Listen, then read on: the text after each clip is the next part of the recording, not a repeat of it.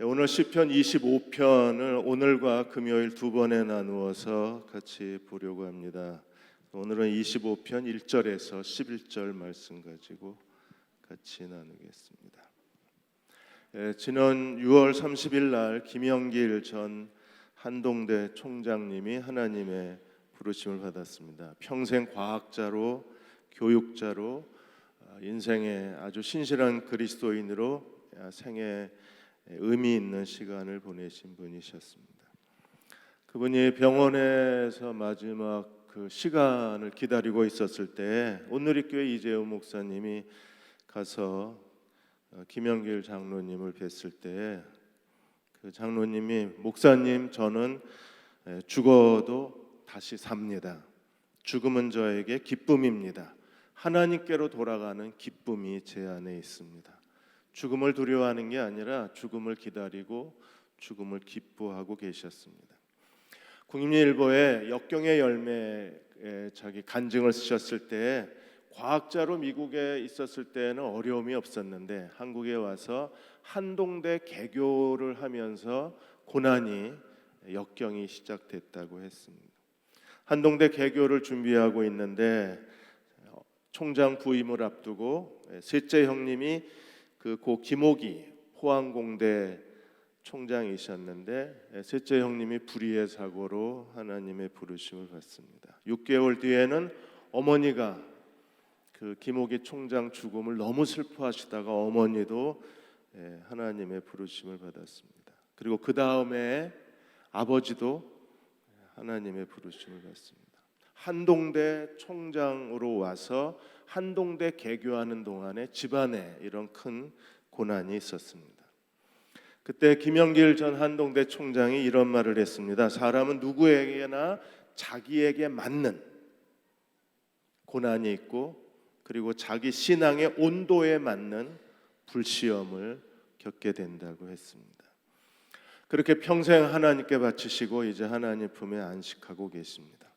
시편 25편은 다윗의 시입니다. 다윗이 그의 인생에 노년기에 쓴 그 시로 알려져 있습니다. 다윗은 하나님 마음이 아픈 사람입니다. 그가 평생 하나님을 섬기는 가운데 어떤 고난과 투쟁과 역경 가운데에서 그가 하나님을 섬겼는지 그의 신앙의 갈망 그리고 회개 그리고 고뇌가 오늘 시편 25편에 담겨져 있습니다. 다윗이 쓴 시편 가운데 하나님 앞에 회개하는 회개의 시편이 7개가 있는데 오늘 25편은 그 회개의 시 가운데 두 번째 시편이기도 합니다. 히브리어에 그 알파벳이 22개가 있습니다. 그래서 알파벳 A, B, C, D 기역, 니은, 디귿, 리을 이렇게 하는 것처럼 히브리어의 알파벳 22개를 첫 글자로 해서 그래서 하나님 앞에 시를 지었어요. 그래서 25편이 알파벳으로 지은 시기 때문에 22절 22개의 구절로 하나님을 찬양하고 있습니다. 먼저 25장 1절에서 7절까지 하나님을 우러러 보나이다. 우리가 하나님을 우러러 보는 사람이 되려면 무엇이 필요한가? 세 종류의 영성을 가르치고 있어요. 25장 1절에 이렇게 말합니다. 여호와여 나의 영혼이 주를 우러러 보나이다. 우리도 평생 주님을 우러러 보는 그리스도의 종들이 되어야 합니다. 우러러 본다는 말은 하나님 앞에 번제의 그 향기를 하나님 앞에 올려드린다는 거예요. 구약의 모든 제사는 냄새를 하나님께 드린 거예요. 제물을 태워서 그 제물을 태운 향기를 하나님께 드렸어요. 그래서 모든 제물을 위로 올린다고 그럽니다. 위로 올리는 제물, 하나님 앞에 향기를 드리는 제물입니다. 우러러 본다는 것은 우리 자신이 하나님 앞에 향기로운 냄새로 하나님께 바쳐진다는 거예요. 제가 대흥교회에 와서 정말 감동하고 감사한 것 중에 이 교회에서 20년, 30년, 40년 평생을 하나님께 드리신 분들이 굉장히 많이 계셨어요. 제가 다른 데서 사역했을 때는 그렇게 한 교회에서 오랫동안 사역하신 분들을 잘 못 봤었는데 여기 와서는 평생을 하나님께 드린 거예요. 그게 우러러 보는 사람들입니다. 그분들의 삶 자체가 하나님 앞에 위로 바쳐진 삶인 거예요. 다윗도 평생을 하나님께 위로 제물처럼 바쳐진 삶을 살았습니다. 그러니까 하나님을 경외하는 사람들은 하나님을 우러러 보는 사람들입니다. 지금까지 하나님을 우러러 보신 것처럼 남은 생에서도 하나님을 우러러 보는 그리스도의 종들이 되시기를 축원합니다. 하나님 우러러 보시느라고 지금 침울하신 거죠? 날씨가 좀 흐리면 표정들이 다 무거워지시는 것 같아요. 우리 옆에 계신 분하고 이렇게 인사하겠습니다. 제가 기쁨이 되어드리겠습니다. 제가 즐겁게 해드리겠습니다.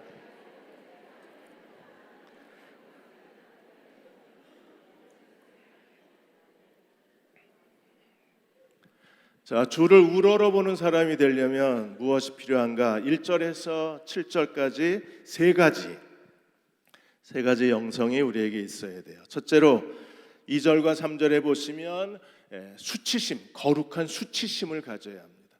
거룩한 수치심을 가진 사람들이 하나님을 우러러 볼 수 있습니다. 2절에 이렇게 말합니다. 나의 하나님이여 내가 주께 의지하여 싸우니 나를 부끄럽지 않게 하시고 나의 원수들이 나를 이겨 개가를 부르지 못하게 하소서. 3절 주를 바라는 자들은 수치를 당하지 아니하려니와 까닭 없이 속이는 자들은 수치를 당하리이다. 2절에서 나를 부끄럽지 않게 하옵소서. 3절에서 수치를 당하지 않게 하옵소서. 누가 수치를 당해요? 무고히 속이는 자들은 부끄러움을 당할 것을 다윗은 하나님 앞에 기도했습니다. 우리는 하나님은 나의 하나님이십니다. 나의 하나님이여 내가 주께 의지하였사오니. 다윗의 하나님은 우리의 하나님입니다. 하나님은 나의 하나님이십니다. 그 하나님을 전심을 다하여 의지하는 자들에게 하나님이 어떻게 하시나요? 주께 의지하였사오니 나로 수치를 당하지 않게 하옵소서. 부끄러움을 당하지 않게 하옵소서. 하나님을 경외하는 사람들은 부끄러움에 굉장히 민감한 사람들입니다. 하나님의 이름이 수치를 당하는 걸 견디지 못합니다. 예수 그리스도의 이름이 사람들에게 조롱거리가 되는 걸 견디지 못합니다. 하나님 말씀과 복음이 사람들에게 업신여김을 당하는 걸 견뎌내지 못합니다. 주를 우러러보는 사람들은 하나님 앞에 거룩한 부끄러움을 가지고 사는 사람들입니다. 그리고 그들은 그 부끄러움 속에서 하나님의 영광이 드러나기를 온 힘을 다해서 구하는 사람들입니다. 그래서 3절에 주를 바라는 자들은 수치를 당하지 아니하리라. 우리가 하나님 앞에 부끄럽지 않게 살려면 어떻게 해야 되나요? 주를 의지하고 2절에 3절에 주를 바라는 사람이 돼야 돼요. 주님을 의지하고 주님을 바라는 사람들은 어떤 사람들입니까? 그들은 하나님을 사모하는 사람들입니다. 하나님을 기쁘시게 하는 데 온 힘을 다 기울이는 사람들입니다. 모든 일에 자기를 의지하는 게 아니라 하나님을 의지합니다. 그리고 그들은 아낌없이 하나님께 바치고 헌신하는 사람들입니다. 하나님이 약속하셨어요. 그들은 결코 부끄러움을 당하지 아니하리라. 골리앗이 그 3m나 되는 큰 키를 가지고 엘라 골짜기에서 40주야 이스라엘을 업신여기고 하나님의 이름을 조롱했을 때 아무도 골리앗을 대항해서 나가지 않았어요. 누가 나갔습니까? 다윗이 사실은 하나님의 군대의 이름을, 하나님의 이름을 모욕한 골리앗을 향해서 다윗이 물맷돌을 들고 나아갔어요. 그 안에, 다윗 안에는요 거룩한 수치심이 있었습니다. 그리고 어떻게 했습니까? 물맷돌을 가지고 골리앗과 대결을 통해서 이스라엘의 수치를, 부끄러움을 씻어버린 사람이 누구였어요? 다윗이었어요. 오늘도 하나님의 이름이 세상 속에서 믿지 않는 사람들로 인해서 또 그리스도인으로 타락한 그리스도인들의 그 삶을 통해서 하나님의 이름이 이 시대에서 부끄러움이 되고 있습니다. 하나님이 우리를 통해서 이 시대에 하나님의 부끄러움을 씻어내는, 부끄러움을 완전히 지워버리는 그런 대응교회가 되고 오늘 예배드리는 저희 한 사람 한 사람이 되시기를 주의 이름으로 축원합니다. 두 번째는 4절과 5절에서 하나님의 가르침을 받는 사람이어야 돼요. 우리가 하나님을 우러러보는 사람들은 어떤 사람들입니까? 하나님께로부터 가르침을 받는 사람들입니다. 그래서 4절에 여호와여 주의 도를 내게 보이시고 주의 길을 내게 가르치소서. 주의 도를 보이시고 주의 길을 내게 가르치소서. 5절 주의 진리로 나를 지도하시고 교훈하소서. 가르쳐달라는 말이 4번 나와요. 보이시고 가르치시고 지도하시고 교훈하소서. 4절과 5절에 하나님이 가르쳐달라는 말을 무려 4번이나 반복합니다. 왜 하나님이 가르치셔야 되나요? 5절에 주는 내 구원의 하나님이시니 내가 종일 주를 기다리나이다. 하나님은 어떤 분이십니까? 나의 구원의 하나님이십니다. 다윗은 지금 어떻게 하고 있어요? 종일 주를 기다리고 있습니다. 다윗이 왜 종일 주를 기다리고 있었을까요? 하나님이 기도해도 주지 않으시기 때문에 그래서 기도하고 또 기도하고 더 기도하고 있었어요. 신학자 윌리엄 패너는 이렇게 말했습니다. 하나님이 우리가 기도해도 주지 않으시는 것은 하나님이 거절하시는 게 아니라 우리로 하여금 더 간절히 기도하게 하시는 것이라 그랬어요. 그러니까 더 간절히 우리도 기도해야 합니다. 우리가 더 간절히 기도할 때 하나님은 어떻게 하시나요? 주의 도를 하나님 말씀을 깨닫게 하십니다. 우리가 간절히 하나님을 기다리고 기도하는 가운데 하나님께서는 하나님의 진리로 우리를 깨닫게 하시고 진리를 우리에게 계시하여 주시고 진리 가운데 살게 하실 뿐 아니라 주의 길, 우리가 어떤 길로 가야 할지 주의 길을 보여주시는 하나님이십니다. 그래서 우리에게 가장 중요한 2가지가 뭐예요? 주의 도, 하나님 말씀. 또 하나는 주의 길, 내가 어떤 길로 가야 할지를 내게 말씀해 주시는 하나님이십니다. 하나님께서 엘리야를 통해서 사마리아에 내 말이 없으면 비가 내리지 않을 것을 경고하셨어요. 그리고 사마리아에 비가 내리지 않고 가뭄이 시작됐습니다. 하나님이 엘리야에게 어떻게 하셨습니까? 하나님의 도, 하나님의 길 보여주셔서 제일 먼저 엘리야를 어디로 데려가셨어요? 그리시네가.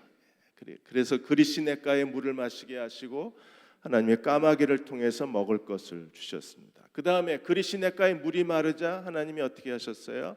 사르밧 과부의 집으로 보내셨어요. 어제 카페 개업 예배 때 제가 이 열왕기상 17장 말씀을 같이 나눴습니다. 하나님께서 엘리야에게 사르밧 과부에게 내게 먹을 것을 주라고 명령했다 그랬어요.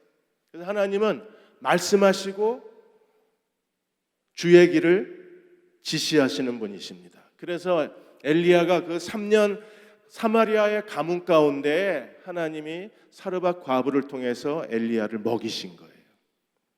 주의 도, 주의 길, 우리가 하나님께로부터 가르침을 받아야 합니다.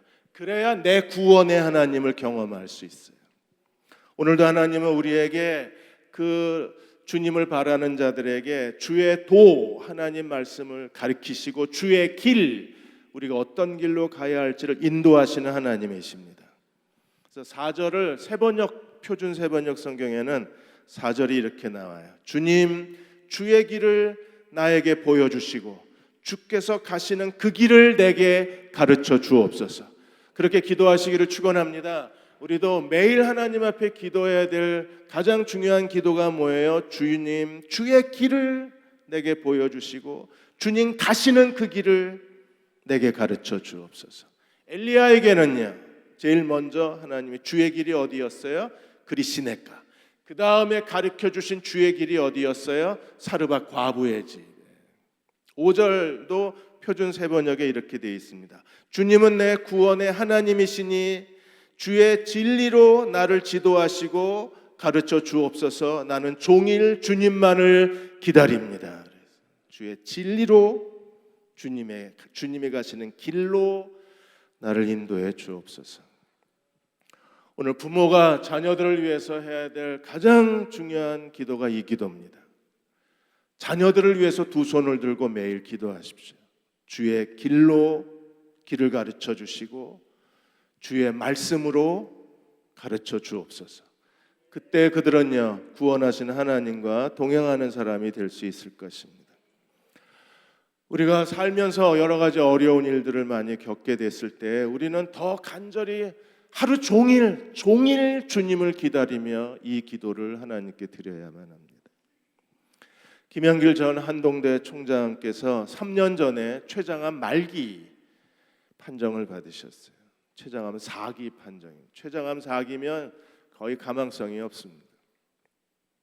저희도 목회하면서 남자분들이 그 사망하는 가장 큰 이유 중에 하나가 제일 무서운 암이 제가 볼 땐 췌장암인 것 같아요. 일단 췌장암이 걸리면 지금은 많이 좋아졌는데 한 20년 전만 해도 췌장암에 걸리신 분들은 어떻게 손쓸 방법이 없이 하나님의 부르심을 받았어요. 근데 김영길 총장님도 췌장암 말기 상황이었습니다. 다행히 치료가 성공적이었었어요. 근데 그때 김영길 총장이 아까 사진에 간증하시면서 뭐라고 그러셨느냐 하면 주님이 계신 곳에 고난이 항상 같이 있다 이랬어요. 그러니까 주님을 가까이 섬길수록 고난은 피할 수가 없다는 거예요. 주님이 계신 곳에 고난이 항상 같이 있었다고 했습니다. 높은 뜻 연합선교회 김동호 목사님도 폐암 2기 판정을 받으시고 지난 5월 초에 폐 20%를 잘라내는 절제 수술을 김동호 목사님이 절제 수술을 받으셨습니다. 그리고 항암 치료하시면서 지난달 6월 22일 날 암 환자를 초청을 해서 200여 가정을 초대해서 거기 그 개그맨 출신 그 목사가 되신 분, 그 다음에 뭐 송정미 가스펠 싱어 이런 분들이 다 와서 같이 암 환자들을 위한 치유 집회를 하셨습니다. 그때 김동호 목사님이 왜 하필 내가 암에 걸렸을까를 한참 생각하다가 생각이 바뀌었대요. 왜 나는 암에 걸리면 안 되나 하는 생각으로 바뀌었대요. 언제든지 나도 암에 걸릴 수 있는 사람이라는 걸 받아들이게 됐다고 했어요. 그러면서 평생 하나님 말씀을 전한 목사로서 가오를 잃어버리고 싶지 않다. 왜 가오라는 말을 쓰셨는지 모르겠는데 무슨 영화에 무슨 어떤 배우가 가오라는 말을 썼대요. 그래서 김동호 목사님이 제일 고민한 게 뭐냐면 부끄러움이에요. 부끄럽게 죽을 거에 대해서. 그래서 그 가오를 잃어버리지 맙시다. 이렇게 암 환자들을 격려를 하셨어요. 생명은 하나님께 있고 치료는 의사에게 맡기고 우리는 가오를 잃지 말자. 그러셨어요. 제일 두려운 게 수치스럽게 죽게 될 것에 대한 두려움이 아마 있었던 것 같아요.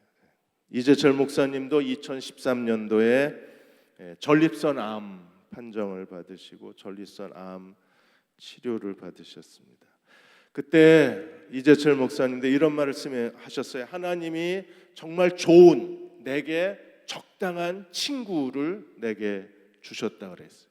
그러니까 암을 친구로 받아들인 거예요. 그래서 자기는 이제 죽을 때까지 평생 이 전립선 암, 이 친구, 이 동반자와 같이 살게 됐다 그랬어요. 그리고 말씀하시기를 하나님이 겸손하게 내 인생을 마무리 지을 수 있도록 좋은 친구를 보내주셨다 그랬어요. 누가 이런 말을 할 수 있습니까? 주의 진리가 깨달아지고 주님의 가셨던 그 길을 인도함 받는 사람들이 이 겸손한 고백을 할 수 있는 거예요.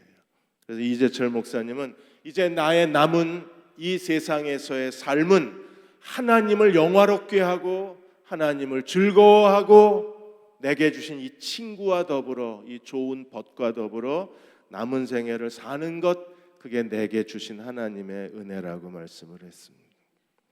우리도 가르치심을 받아야 합니다. 그들이 하나님을 우러러 볼 수 있어. 어떤 고난에서도 좌절하거나 원망하거나 불평하는 게 아니라 하나님을 우러러 볼 수 있는 사람이 될 수 있어요. 세 번째로 어떤 영성이 있어야 되나요? 6절과 7절에 보시면 6절에 여호와여 주의 긍휼하심과 인자하심이 영원부터 있었사오니 주여 이것들을 기억하옵소서. 7절에 여호와여 내 젊은 시절의 죄와 허물을 기억하지 마시고 주의 인자하심을 따라 주께서 나를 기억하시되 주의 선하심으로 하시옵소서. 기억하는 것.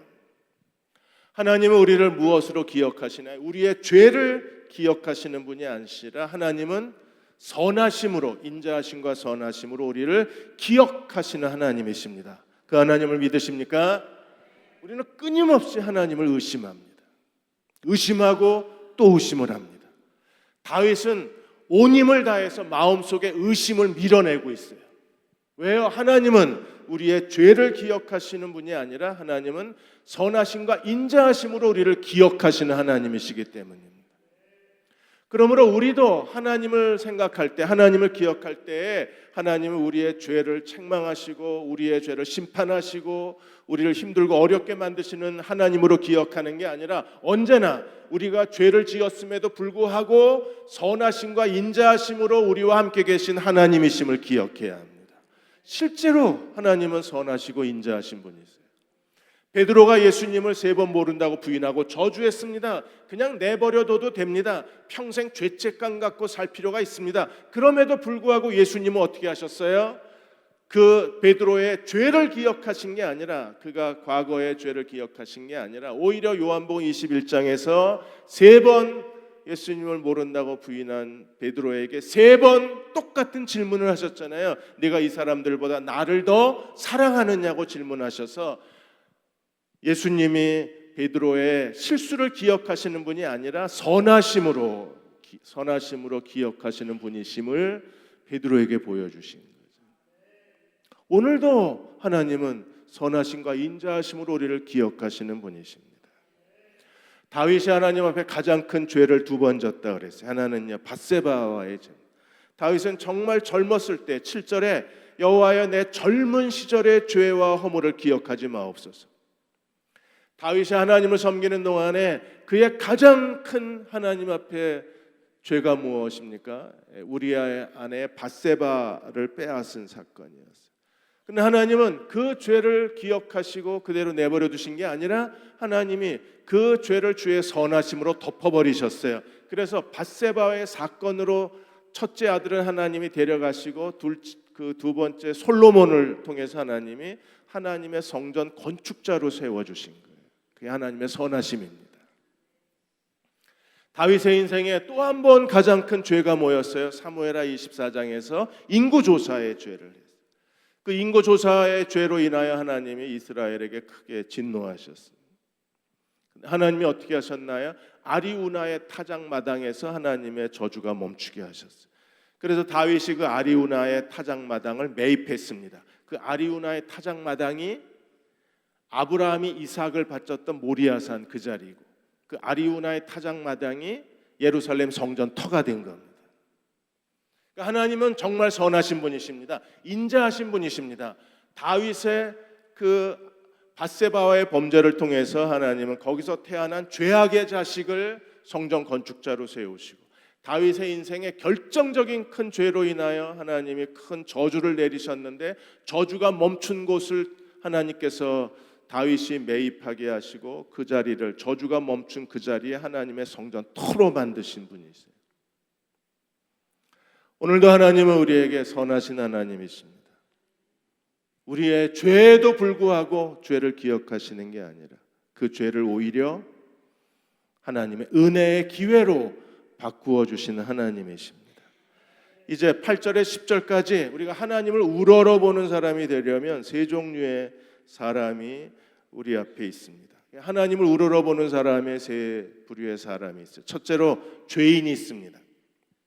25장 8절에 여호와는 선하시고 정직하시니 그러므로 그의 도로 죄인들을 교훈하시는도다. 하나님은 선하시고 정직하신 하나님이심을 믿으십니까?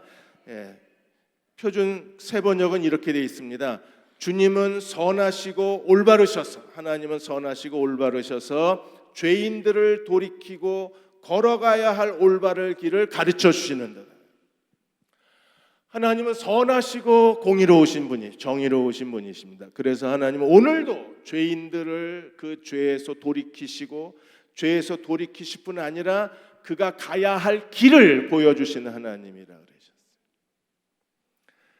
그러므로 우리가 자기의 죄를 하나님 앞에 인정하고 그 죄를 고백하고 그 죄가 용서받으면 죄의 용서로 끝나는 게 아니라 하나님은 가야 할 바른 길, 하나님의 바른 길을 보여주시는 하나님이십니다.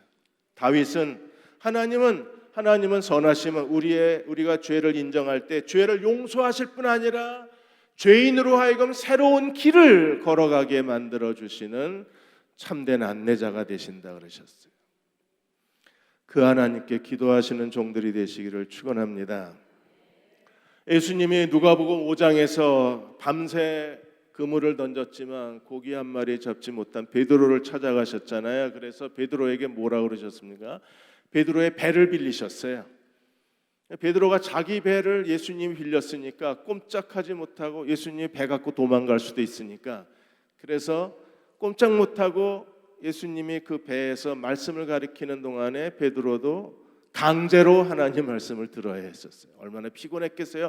밤새 그물을 던졌는데 육체적으로도 피곤하고 고기 한 마리 못 잡아서 정신적으로도 피곤하고 짜증나고 기분 나쁘고 불쾌하고 그 모든 게 다 원망스럽고 왜 내 인생은 이렇게 되는 게 없나 투덜거리려고 그랬는데 어쨌든 거기에 앉아서 하나님 말씀을 강제로 억지로 힘들게 들어야 됐잖아요. 그리고 예수님이 깊은 데로 내려가 금을 던지라 그랬을 때 금을 던지고 싶겠어요? 워낙 말씀의 권위가 사로잡혀서 말씀의 권능에 사로잡혀서 내가 밤이 투덜거리긴 했어요. 뭐라 그랬습니까? 내가 밤을 새워 그물을 던졌는데도 얻은 게 없지만 여기까지는 투덜거린 겁니다. 근데 내가 말씀에 의지하여 그물을 내리겠습니다. 여긴 순종이잖아요. 그렇게 해서 했을 때 그물이 찢어질 정도로 많은 고깃대가 잡혔습니다. 그걸 통해서 하나님이 두 가지를 하나는요. 베드로가 나는 죄인으로소이다 나를 떠나소서 하나님 앞에 자기의 죄에서 돌이키게 만드셨어요. 그 다음에 예수님이 뭐라 그러셨습니까? 내가 이제는 사람 낚는 어부가 되게 하리라. 새로운 길 보여주셨어요. 그리고 베드로의 생애는 하나님 앞에 바쳐진 바 된 겁니다. 우리가 자기의 죄를 자백하고 하나님 앞에 용서를 구하면 하나님은 죄의 용서로 끝나는 게 아니라 새로운 길을 보여주신 하나님이세요. 그러므로 우리는 하나님을 우러러보는 사람들은 자기의 죄를 자백하고 하나님 앞에 계속 하나님이 우리의 죄를 용서해 주옵소서 회심의 기도를 하나님께 드리는 종들이 되어야 합니다. 주를 우러러 볼수록 우리는 더 깊이 하나님 앞에 자기의 죄를 고백할 수밖에 없어요. 그러면 하나님은 어떻게 하신다고요? 우리로 하여금 하나님께서 우리가 가야 할 죄인들을 그의 도로 교훈하신 하나님. 세번역에 뭐라 그랬어요? 우리가 가야 할 길을 가르쳐 주신 하나님. 두 번째로 하나님은 온유한 자가 하나님을 우러러보는 사람. 죄인의 마음을 가지고 우리는 계속 자기가 죄인이라는 걸 아는 사람들은 절대 교만해질 수 없어요. 어떻게 교만해질 수 있어요? 내가 죄인인 걸 아는데 항상 하나님 앞에 겸손해질 수밖에 없어요. 그래서 두 번째 어떤 사람이어야 돼요? 온유한 사람이어야 돼요. 그래서 9절과 10절에 보시면 이렇게 말합니다. 온유한 자를 정의로 지도하시며 온유한 자에게 그의 도를 가리키시는도다. 10절 여호와의 모든 길은 그 언약과 증거를 지키는 자에게 인자와 진리로다. 9절에 뭐라 그랬습니까? 온유한 자를 공의로 지도하시며 온유한 자에게 뭘 가르쳐요? 그 도를 가르치시리로다. 8절에도 죄인들에게 하나님 뭘 가르치십니까? 그의 도를 가르치시는도다. 9절에 온유한 자에게 하나님 뭘 가르치세요? 그의 도를 가르치시는도다. 그래서 성경책 들고 다니시는 게 좋아요. 성경책 들고 다니셔야지 화면만 보면요 이게 뭐라는 거야? 이렇게 되거든요. 근데 성경을 들고 다니시면 제가 8절에 하나님이 죄인을 교훈하시는도다. 뭘로? 그의 도로. 그럼 밑줄 긋고 9절에 온유한 자를 그의 도로. 이게 8절에도 그의 도가 있고 9절에도 그의 도가 있구나. 8절엔 교훈하신다고 그랬고 9절에는 이게 밑줄 그서 들으시면 훨씬 더 설교가 즐거워집니다. 제가 대충 해도 여러분은 기쁨이 넘쳐요. 그래서 이거 들고 다니셔야 돼요. 좀 무거워도 꼭 들고 다니셔야 돼요. 우리 화면 보는 게 너무 익숙해져서 잘 안 들고 다니시는데 그게 설교 아주 은혜로운 본질을 놓치시는 거예요. 그래서 좀 들고 다니시고 읽어보면요, 하나님이 의도적으로 이렇게 반복하시는 표현들이 있잖아요. 거기에 숨겨진 하나님의 보물, 보석 같은 은혜가 있어요. 그 9절 9절에 그걸 우리가 찾아내는 거예요. 그래서 하나님은 온유한 사람을 온유한 사람은 어떤 사람이에요? 겸손한 사람. 겸손한 사람을 하나님 어떻게 하신다고요? 9절에 하나님의 정의로 지도하시고 공의로 지도하시고 온유한 사람에게 뭘 가르치신다고요? 그의 도를 가르치신다고 약속해 주셨어요. 새 번역에 이렇게 돼 있습니다. 표준 새 번역에. 저희 교회가 얼마나 친절해요. 이게 표준 새 번역까지 다 읽어드리잖아요. 표준 새 번역에 이렇게 돼 있습니다. 겸손한 사람을 공의로 인도하시며 겸비한 자에게는 당신의 뜻을 가르쳐 주시는도다. 겸손한 자, 겸비한 자, 온유한 자 똑같은 말입니다. 하나님은 어떤 사람을 좋아하십니까? 하나님 교만한 사람을 아예 물리치시고 보기도 싫다고 그러셨어요. 교만한 사람은 난 보기 싫어. 하나님이 제일 좋아하시는 사람이 누구예요? 겸손한 사람, 겸비한 사람. 그래서 하나님이 겸손한 자에게 어떻게 하신다고요? 공의로 인도하시고 겸비한 자에게 당신의 뜻을 가르쳐 주신다 그랬어요. 하나님 오늘 저희들에게 하나님의 뜻을 가르쳐 주시기를 주의 이름으로 축원합니다. 그래서 겸손한 사람들이 하나님의 풍요로운 복을 받는 거예요. 그래서 잠언의 겸손은 교만의 앞잡이라고 한 이유가 거기 있어요. 왜? 겸손한 자를 하나님이 공의, 하나님이 기뻐하시는 삶으로 이끌어 가시고 겸손한 자를 하나님의 뜻을 계시하시고 하나님 뜻대로 살게 만들어 주시기 때문에 그렇습니다. 우리에게 제일 중요한 두 가지가 뭐예요? 바른 길, 하나님께 바른 길. 그게 공의로운 길입니다. 바른 길을 걷고 바른 길을 걸으면서 두 번째로 그분의 뜻대로 살아가는 거죠. 이 두 가지를 하나님이 유업의 복으로 주는 사람이 누구예요? 겸손한 사람. 토마스 구딘 목사는 하나님은 온유한 자, 겸손한 자, 겸비한 자에게 하나님의 비밀을 보여주신다. 그러나 겸손한 자는 이 비밀의 문에 접근이 허용되지 않았다 그랬어요. 누구만 이 비밀이 허용됐어요? 겸손한 사람. 그러므로 우리가 겸손해야 합니다. 그럴 때 하나님은 바른 길, 하나님의 뜻의 비밀을 우리에게 보여주실 거예요. 마크 빅터 한센이라는 분이 계십니다. 마크 빅터 한센 이분은 한국에 와서도 리더십 강의를 통해서 많은 사람들에게 큰 감동을 주었던 아주 신실한 크리스찬이십니다. 이분이 플라스틱 에어돔 사업을 하셨던 분이셨는데 오일 쇼크가 일어나면서 사업이 다 망해버렸어요. 파산하고 부도가 났습니다. 아무것도 남아있지 않았어요. 그가 어느 정도 가난했느냐면 자동차 유리가 깨졌는데 자동차 깨진 유리 수리할 돈이 없었어요. 추운 겨울에 비닐로 테이프를 붙이고 그렇게 다닐 정도로 힘든 시간을 보냈습니다. 주유소에 가면 다른 사람들은 다 풀로 가스를 채우는데 이분은 2,000원, 3,000원어치 기름 넣고 겨우 다닐 정도로 정말 절망적인 삶을 살아가야 했었어요. 그러다가 그런 과정을 통해서 그는 하나님 앞에 엎드리고 하나님의 인도하심을 구했습니다. 그가 자신을 낮추고 하나님 앞에 겸비해졌을 때 하나님이 그에게 바른 길과 하나님의 뜻을 보여주셨는데 그 안에 자기 안에 글을 쓰는 재주가 있었고 사람들을 감동시키는 그 강연의 재주가 있다는 사실을 발견하게 한 거예요. 그래서 마크 빅터 한센 이분이 쓴 책이 여러분이 잘 아시는 것처럼 영혼을 위한 닭고기 수프, 그 다음에 마음을 열어주는 101가지 이야기, 이게 전부 같이 공저로 이분이 쓴 책입니다. 그러니까 이분이 이 책을 통해서 이게 전 세계에 4천만 부 이상이 팔린 거예요. 대한민국 사람 한 사람이 다 이 책을 하나씩 갖고 있는 거예요. 그 정도로 전 세계 베스트셀러가 되었고, 이분은 가서 그 리더십에 대해서 강의하는 데마다 많은 사람들에게 큰 감동을 주었습니다. 영혼을 위한 닭고기 수프도 전 세계에 가장 많은 언어로 가장 많은 책이 팔렸어요. 이 마크 빅터 한센 이분이 이런 말을 했습니다. 오늘의 나, 이 같이 101가지 이야기, 영혼의 수프, 닭고기 수프, 이 책 공저, 혼자 쓴 건 아니지만 공저 저자가 되고, 그리고 전 세계에 이 성공 리더십의 강사로 그렇게 사람들에게 자기가 유명해질 수 있었던 것은 지난날의 고난 때문이다. 나는 그 고난에서 완전히 자기를 포기한 게 아니라 그 고난에서 하나님이 지금의 나를 찾아주셨다.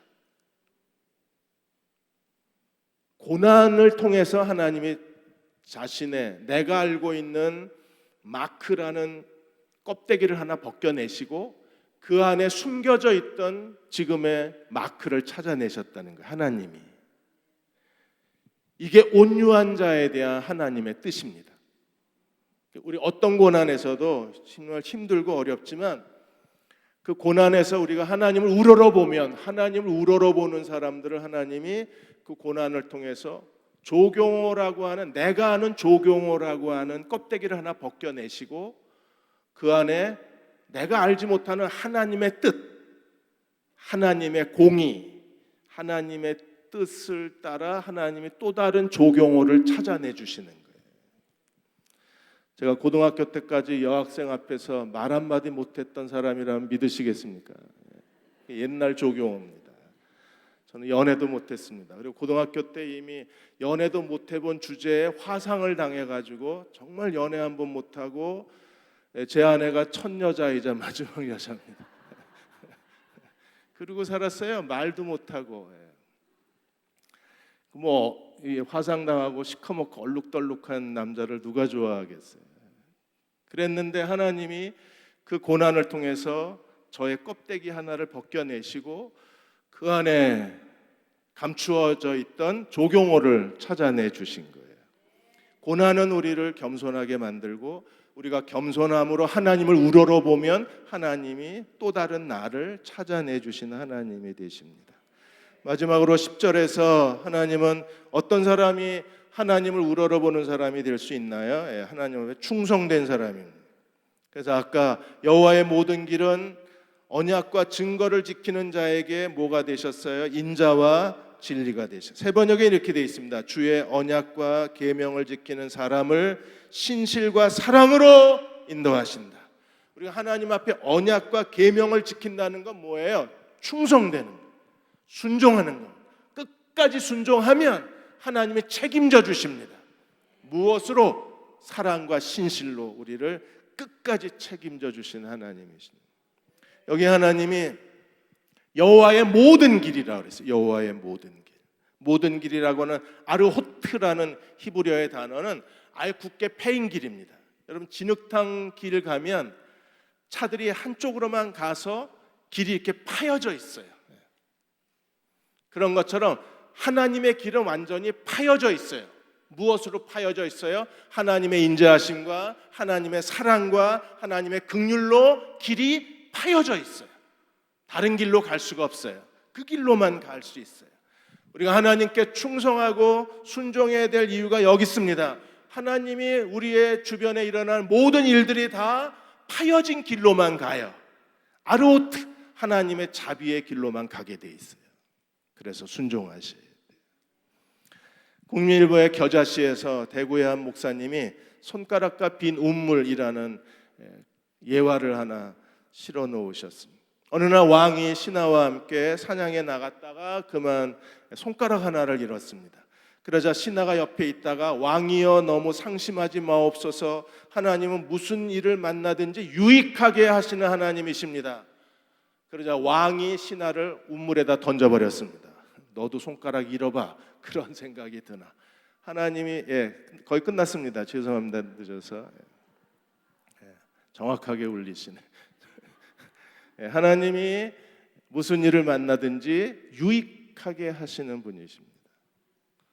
근데 그 산적대가 도적대가 쳐들어오고 왕이 도적제에게 산적들에게 체포를 당하고 산적들이 자기가 섬기는 신에게 왕을 제물로 바치겠다고 산꼭대기로 끌고 가서 왕의 온몸을 살폈는데 뭐가 없어요? 손가락이 없어요. 이 제물 못 쓰겠다. 왜?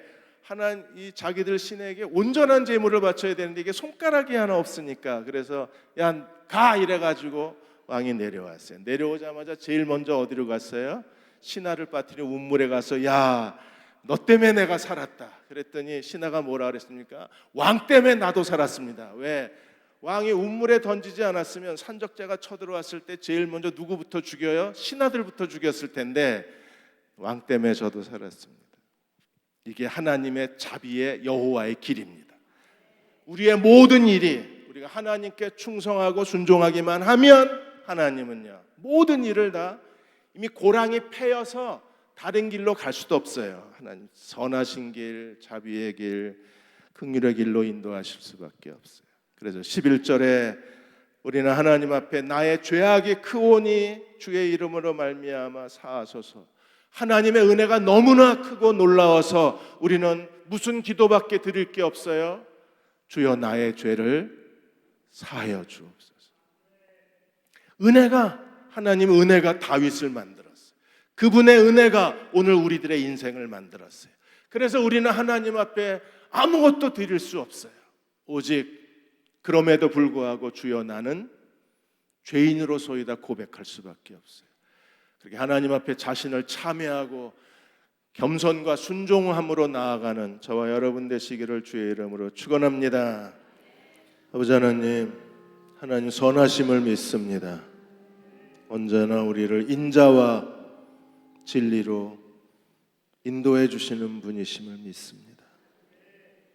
우리 마음의 모든 의심을 다 지워버려 주시고 하나님께 대한 불신의 마음을 뿌리째 뽑아주시고 선하시고 정직하신 여호와만을 우러러보는 주의 백성 되게 도와 주옵소서.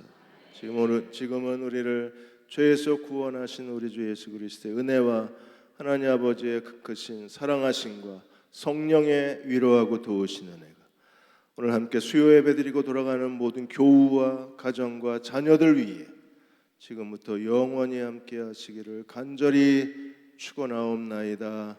아멘.